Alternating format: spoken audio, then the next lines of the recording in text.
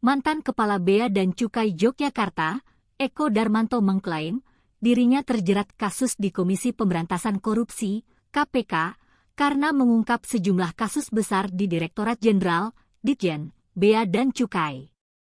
Eko mengaku tidak pernah flexing atau pamer harta di media sosial yang berbuntut pemeriksaan laporan harta kekayaan penyelenggara negara, LHKPN, dan ditemukan penerimaan gratifikasi.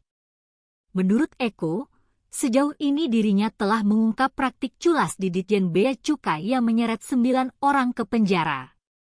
Eko mengaku dimintai pertolongan oleh pihak Kejaksaan Agung, Kejagung, untuk mengungkap kasus-kasus di Bea Cukai, termasuk dugaan korupsi importasi emas yang belakangan diusut tim Satgas Tindak Pidana Pencucian Uang, TPPU, Mahfud MD. Eko menduga dirinya terlilit kasus gratifikasi karena didesain oleh orang yang tidak menyukainya. Lebih lanjut, Eko menyebut kasus dugaan korupsi importasi emas batangan 3,5 ton di Bea Cukai sampai saat ini masih bergulir. Menurutnya dalam kasus itu timbul dugaan kerugian keuangan negara dalam jumlah yang sangat besar. Adapun Eko ditahan KPK setelah diumumkan sebagai tersangka dugaan penerimaan gratifikasi 18 miliar rupiah.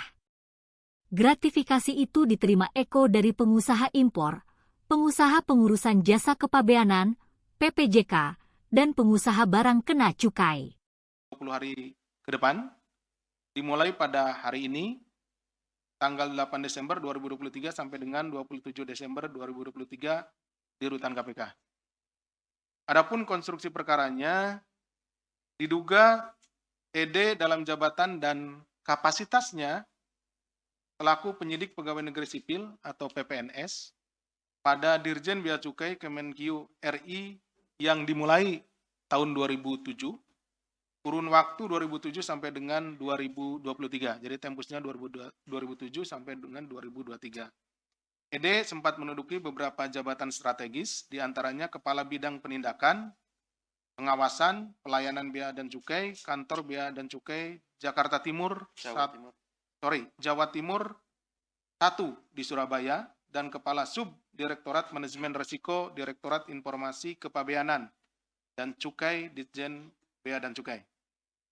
Dengan jabatannya tersebut, ED kemudian memanfaatkan dan memaksimalkan kewenangannya untuk menerima gratifikasi dari para pengusaha impor maupun pengusaha pengurusan jasa kepabeanan PPJK hingga dari pengusaha barang kena cukai.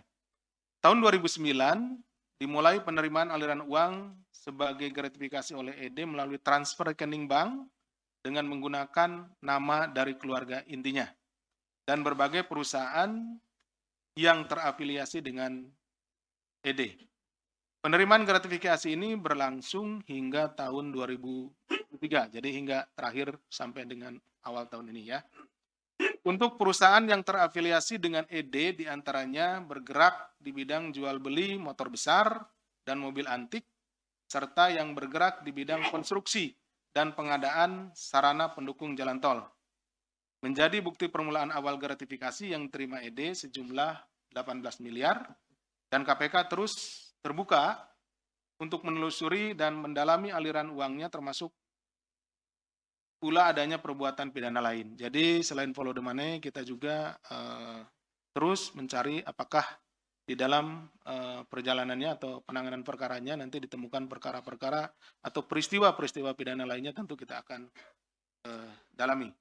Atas penerimaan berbagai gratifikasi tersebut, ED tidak pernah melaporkan kepada KPK pada kesempatan pertama setelah menerima gratifikasi dalam waktu 30 hari kerja. Jadi gratifikasi itu diberikan misalkan, itu bisa dilaporkan, ada spare waktunya sampai dengan 30 hari. Ya, ada di sini ada direktorat gratifikasinya. Jadi kalau ada yang memberi sesuatu yang kira-kira itu yang kita anggap gratifikasi, persilahkan ya, ada spare waktu 30 hari. Download Tribun X sekarang, menghadirkan lokal menjadi Indonesia.